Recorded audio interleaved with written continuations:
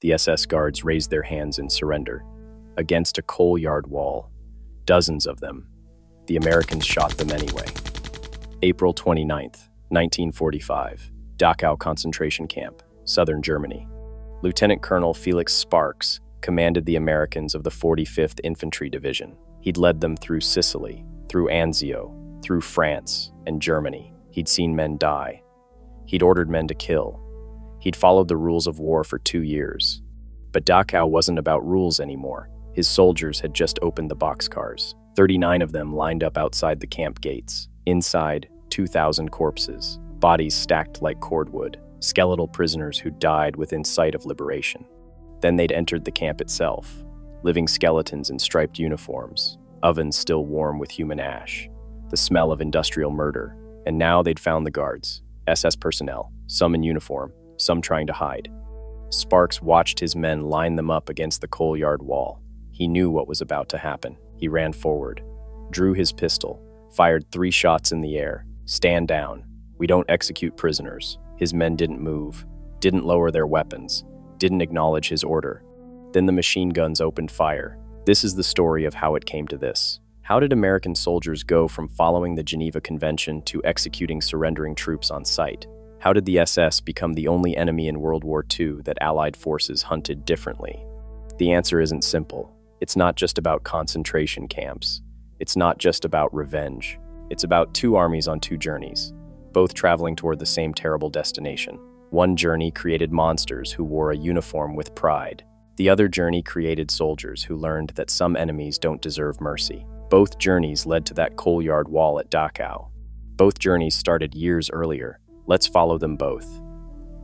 June 1944, Normandy, France, 1 month after D-Day. An American soldier of the 11th Armored Division encountered his first SS troops near Caen. Different uniforms, black collar tabs with lightning bolt runes, double silver bars that caught the light. His squad captured 4 of them, hands up, weapons down.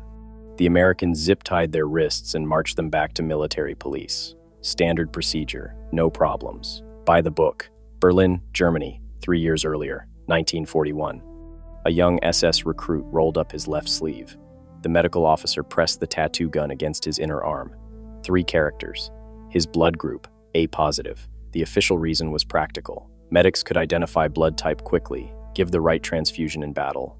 But it meant more than that. This mark meant you belonged. You were Waffen-SS, the elite, the chosen. The recruit looked at the fresh tattoo with pride. This would save his life someday. He had no idea it would condemn him. July 1944.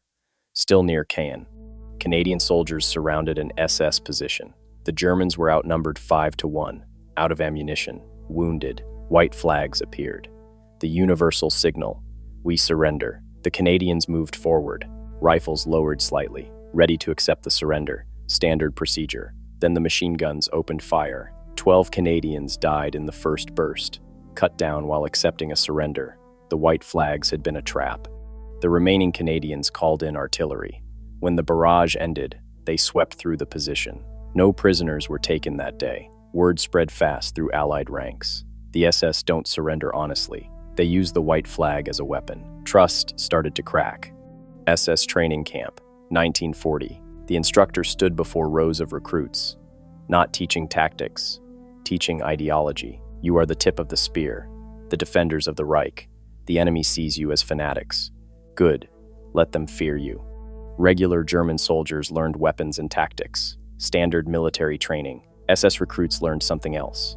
Hours of lectures about racial superiority, about the existential war against communism, about dying for the cause. They were told they were special, different from ordinary soldiers. They were told the enemy would show them no mercy. The Soviets would torture them. The Western Allies would execute them. Better to die fighting than surrender. It became their creed. And eventually, their reality. August 1944, near Falaise. British troops of the 7th Armored Division watched an SS squad signal surrender. Weapons dropped, hands raised. As the British approached, one SS trooper dropped to the ground, grabbed his rifle, killed 2 British soldiers before dying. The British officer was a veteran of North Africa. He'd taken hundreds of German and Italian prisoners, never had a problem. He made a decision that day. His unit would no longer accept SS surrenders at close range. Check them from a distance. Make them strip, only then approach. It wasn't official policy, but it kept his men alive. Soviet Union, 1941 to 1943. Behind the advancing Wehrmacht came special SS units, Einsatzgruppen, death squads with a simple mission: kill Jews, communists, anyone deemed racially inferior. Village to village, mass graves, industrial murder. The Waffen-SS weren't the same units, but some divisions participated in similar operations: anti-partisan warfare, village burnings, mass executions. The lines blurred: soldier and war criminal, warrior and murderer. The SS built a reputation. Not just fierce fighters, not just fanatics, war criminals. Eastern Front, 1943. Soviet forces had a clear policy. When they captured SS troops, there were two options: execution on the spot, or the Gulag, Siberian labor camps where survival was measured in months. The SS had murdered millions of Soviet civilians, burned villages, slaughtered families. The Red Army remembered. The policy spread through Soviet ranks like gospel. SS troops are not soldiers, they're criminals. They deserve no quarter. Allied intelligence officers noticed this, documented it, reported it up the chain. Some wondered if the Soviets had the right idea. SS briefing room, 1943. Officers told their men what to expect if captured. The Soviets will torture you before killing you. The Americans might follow international law, but don't count on it. You've seen what we do to partisans. They'll do worse to you. Fight to the last bullet. Die with honor. Don't surrender. The SS soldiers believed it, because their own actions made it true. They'd created an enemy that would show them no mercy, then use that as justification to show no mercy themselves. The cycle was complete. The Battle of the Bulge, Germany's last desperate offensive. December 17th, 2 in the afternoon. Bogniez Crossroads near Malmedy, Belgium. American troops of the 285th Field Artillery Observation Battalion were falling back. Lightly armed artillery observers, not infantry. They ran into SS Kampfgruppe Piper, elite armored unit, Tiger tanks, veteran soldiers. After a brief firefight, the Americans surrendered. Over 100 men, hands up, weapons down. The fighting was over. The SS herded them into a snow-covered field. What happened next changed everything. SS Lieutenant Colonel Joachim Piper commanded Kampfgruppe Piper. Handsome, aristocratic, a true believer. His orders were clear. Move fast. Don't let anything slow you down. The schedule was tight. Prisoners slow you down. They need guards. They need transport. They need food. Who gave the signal? Piper later claimed he wasn't there, that it was a junior officer's decision. A breakdown in discipline. But it was his command, his unit, his responsibility. The machine guns opened fire. 84 Americans died in that snow-covered field. Some ran when the shooting started.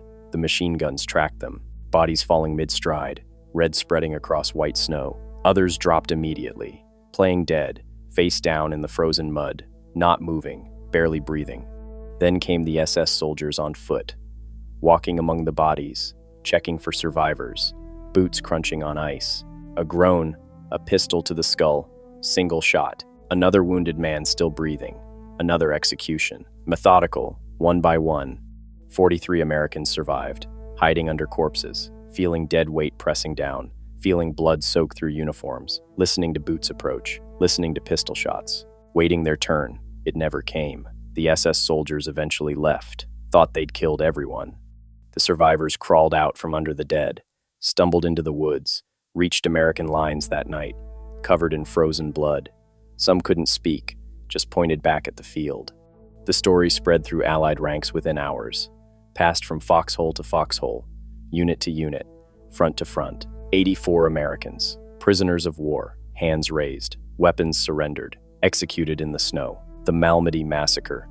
For the SS, it was another atrocity, one among thousands.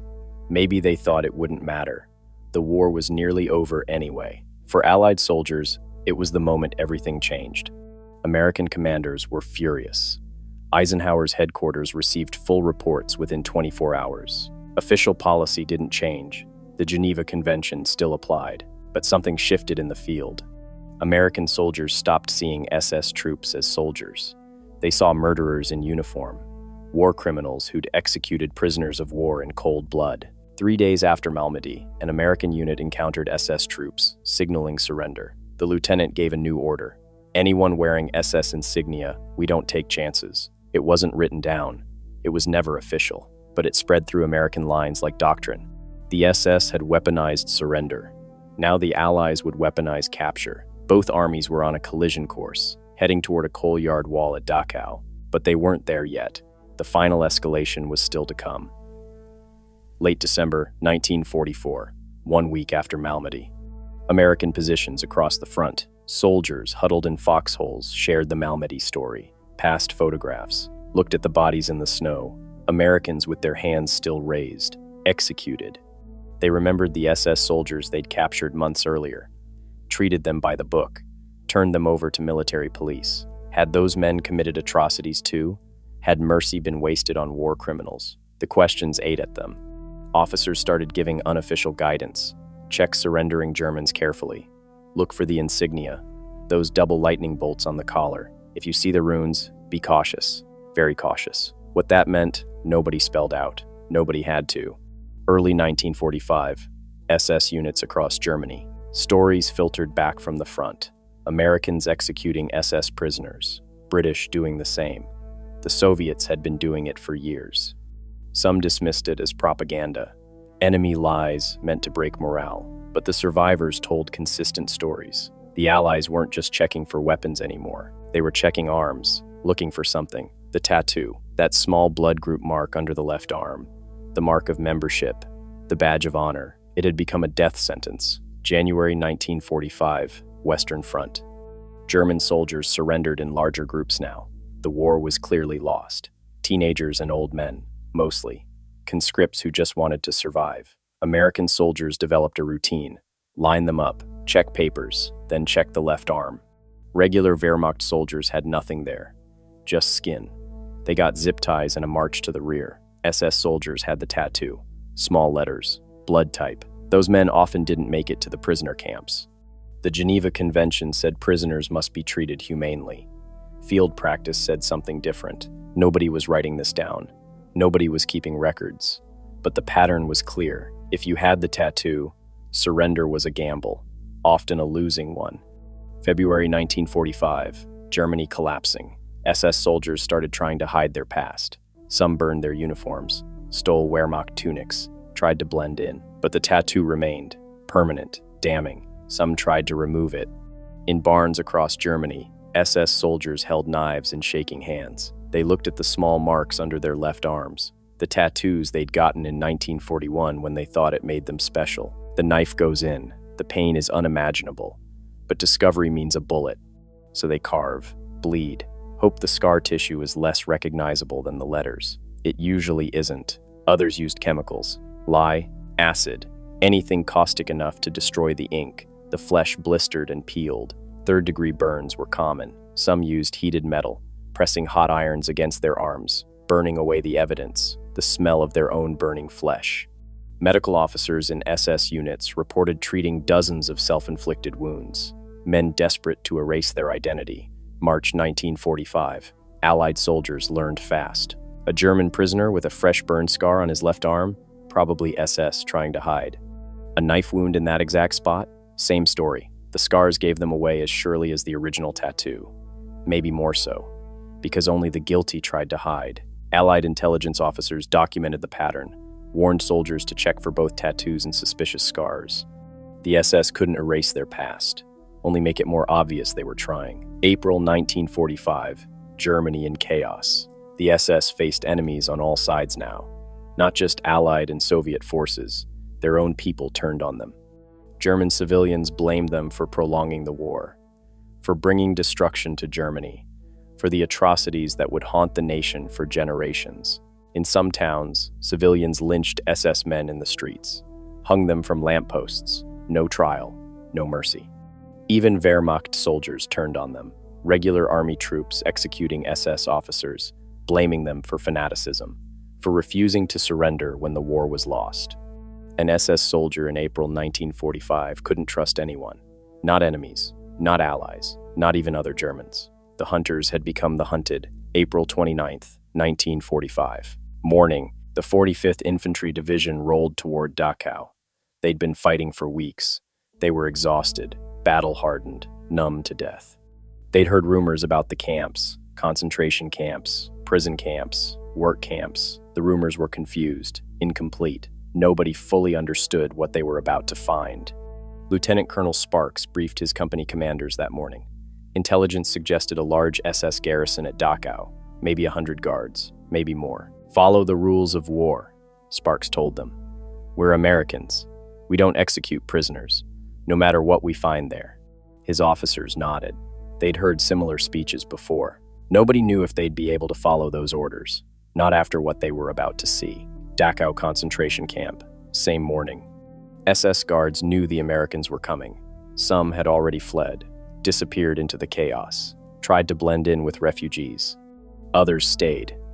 Maybe they thought their uniforms would protect them, that the Americans would respect the Geneva Convention, that being soldiers would save them. A few tried to change into prisoner uniforms, strip off the SS insignia, hide among the inmates.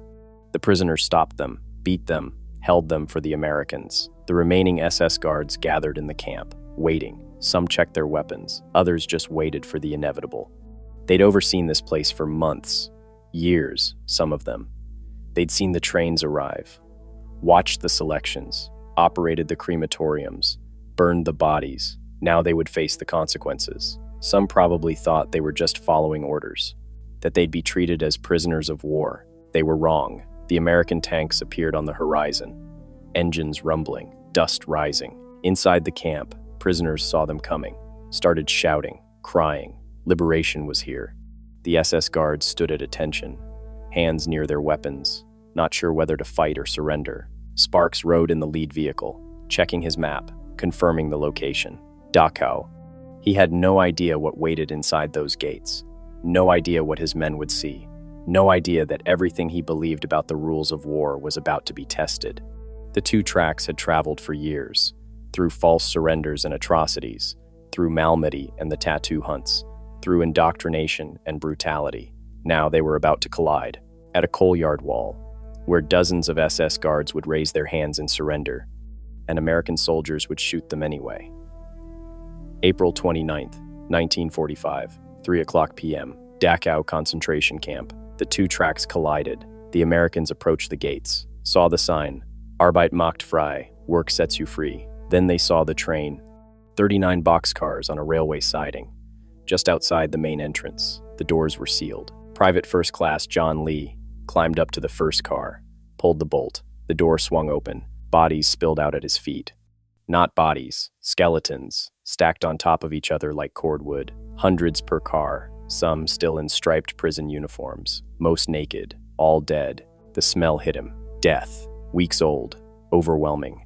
Lee stumbled backward, vomited, tried to breathe through his mouth. Other soldiers opened more cars. Same thing, car after car, nearly 2,000 corpses total. These were prisoners the SS had tried to evacuate, loaded them into sealed boxcars, then abandoned them. No food, no water, locked in the dark for days. They'd starved, frozen, died within sight of liberation. Some of the Americans started crying. Others just stood there, staring, unable to process what they were seeing. Lieutenant Colonel Felix Sparks moved among his men. He'd commanded them through 2 years of war, seen men blown apart, watched friends die. This was different. This was planned, industrial, methodical. They entered the main gates. The smell got worse. Human waste, disease, rotting flesh. The barracks held the survivors, living skeletons in striped uniforms, so thin their bones showed through skin, eyes sunken, faces gaunt. Jews, political prisoners, Soviet POWs, homosexuals, Romani, anyone the Nazis deemed undesirable. Some could barely walk. They shuffled toward the Americans, reaching out with skeletal hands, speaking in languages the soldiers didn't understand. Many collapsed, too weak to stand, too weak to celebrate their liberation. American soldiers tried to help, offered rations. The medical officer shouted, "No, don't feed them yet. Their systems can't handle it." Then they found the crematorium. Ovens still warm, ashes, bone fragments, the machinery of death still operational. A soldier opened one oven, a body inside, partially burned. More vomiting, more crying, more soldiers just standing there, stunned into silence. Sparks watched his men's faces change, saw the rage building, the fury. He knew what was coming. Someone shouted from across the compound, "We've got SS! Over here!" A group of American soldiers had found them, dozens of SS personnel, some in full uniform, lightning bolt runes on their collars. Others had tried to change into prisoner clothing. The prisoners had stopped them, beaten them, held them for the Americans. The Americans recognized them immediately. The uniforms, the arrogance. Even in surrender, some stood at attention, defiant. These men had run this place, guarded these prisoners, operated these ovens, watched 2,000 people die in those boxcars, and done nothing. The SS guards raised their hands. Some spoke English. Surrender, Geneva Convention, prisoners of war. The Americans weren't listening. They dragged the guards to the coal yard, lined them up against the wall, dozens of them in a row. Sparks heard the commotion, ran toward the coal yard. He could see it happening, see the rifles being raised. He had seconds. He pushed through the crowd of his own men, drew his pistol, fired 3 shots into the air. Stand down, we don't execute prisoners." The soldiers didn't move, 20 men, 30, all with weapons aimed at the SS guards against the wall. Private William Walsh had his M1 Garand leveled. His hands were shaking, not from fear, from rage. Sparks tried again. Louder. "That's a direct order. We're Americans. We follow the rules of war." For a moment, nothing. Silence. Just the smell of the ovens, the memory of the boxcars, the faces of the survivors. Then Walsh's finger tightened on the trigger. A machine gun opened fire. Then another. Then rifles. A sustained burst of automatic fire echoing off the coal yard walls. The SS guards jerked backward, bodies slamming against the wall. Some died instantly, shot through the head, through the chest.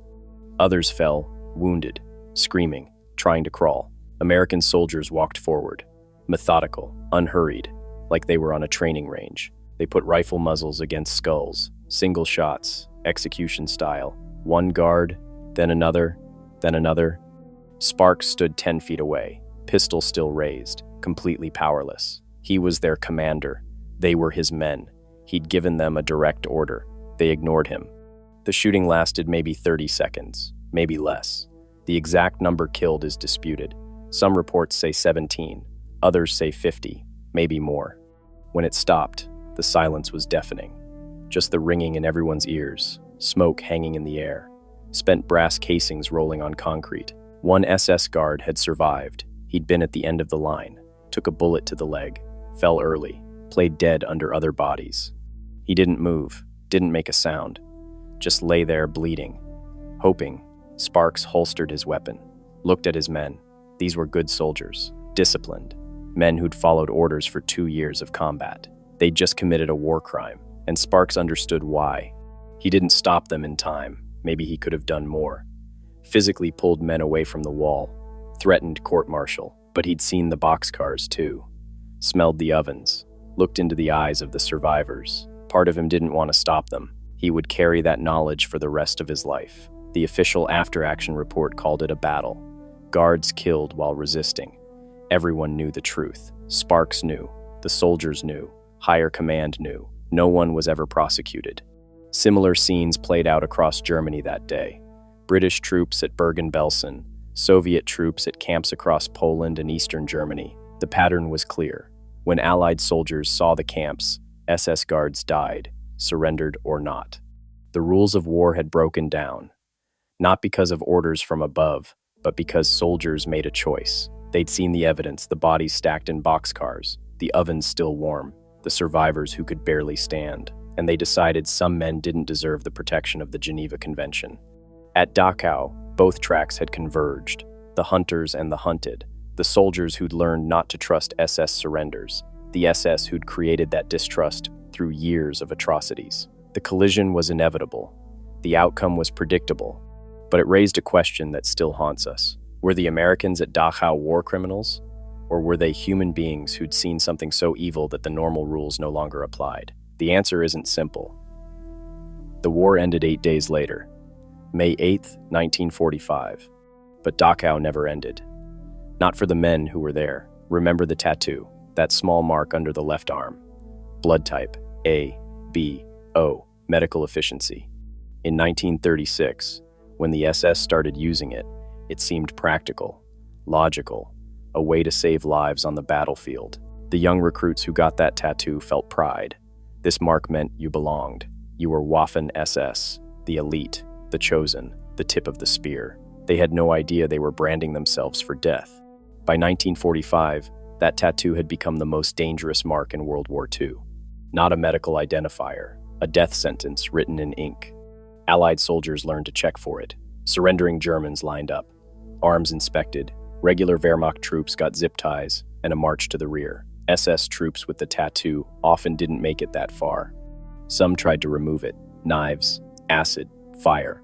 Desperate men carving away their own flesh to erase their identity. But the scars gave them away, maybe worse than the original tattoo, because only the guilty tried to hide. You couldn't erase what you'd been, only what you'd done. And what the SS had done made them the most hunted soldiers in history. Felix Sparks carried Dachau with him for 62 years. He testified about it once, in 1945. At a military inquiry, he told them what happened, how he tried to stop it, how he failed. The investigators asked if he regretted not trying harder, not pulling men away physically, not threatening courts-martial. Sparks said he regretted many things about the war, but not that, because he'd seen the boxcars, smelled the ovens, looked into the eyes of the survivors, 2,000 corpses, industrial murder, the machinery of death still warm. He understood why his men couldn't see SS guards as soldiers anymore, just as murderers in uniform. Sparks became a lawyer after the war, successful, decorated veteran, respected in his community, but friends said he never talked about Dachau, not at dinner parties, not with family, not even with other veterans. He died in 2007. He was 86 years old. The coal yard haunted him until the end. So why were SS soldiers more likely to be executed upon capture? The simple answer is their crimes, the concentration camps, the mass murders, the atrocities that made them synonymous with evil. But that's not the whole story. The SS didn't just commit war crimes. They weaponized surrender itself. False surrenders killed Allied soldiers who were trying to show mercy. Malmedy killed 84 Americans who'd already laid down their weapons. The SS turned the white flag into a trap. They wore distinctive uniforms that made them easy to identify. The double lightning bolts, the runes, symbols of an ideology built on hatred. They carried tattoos that marked them permanently, a practical medical measure that became a brand of guilt. And they indoctrinated their own soldiers to believe surrender meant torture and death, making that prophecy self-fulfilling. The SS created the conditions for their own destruction. They built a reputation so brutal that Allied soldiers stopped treating them as human beings. And when those soldiers finally saw what the SS had done at places like Dachau, the last restraints disappeared. The Americans who shot those guards committed a war crime. That's not in dispute. The Geneva Convention is clear. But they were products of a system that had spent years teaching them that some enemies don't deserve mercy, that the SS weren't soldiers, they were monsters. And when you spend years calling someone a monster, eventually you treat them like one. Thousands of SS soldiers were executed in the field during World War II. No one knows the exact number. It was never officially recorded. Some estimates say thousands, others say tens of thousands. The truth is lost to history. Some SS escaped, blended into civilian life, lived quiet lives with their secrets buried. Others faced trial, Nuremberg, Dachau trials, justice delayed but eventually delivered. But thousands more never made it to a courtroom. They died with their hands raised, white flags waving, the tattoo under their arm sealing their fate. The tragedy isn't that bad men suffered consequences. The tragedy is that the SS created a world where good men thought pulling those triggers was the right thing to do. That coal yard wall at Dachau, the spent brass on concrete, the silence after the shooting stopped. That's what happens when you don't just break the rules of war. When you make the rules of war impossible to follow. The SS didn't just lose the war. They lost their claim to be treated as soldiers, and that made all the difference. This is the War Maestro Chronicles. The battles history remembers. The choices it buries. One small tattoo, 3 characters, blood type, meant to save lives, became a death sentence. Thousands of SS soldiers executed in the field. The exact number? Never recorded, never prosecuted, never talked about. When you weaponize surrender, mercy becomes dangerous. When you build a reputation for atrocities, the rules stop applying. The SS didn't just lose the war, they lost their claim to humanity. Subscribe for more stories where the moral questions have no easy answers. Thanks for watching.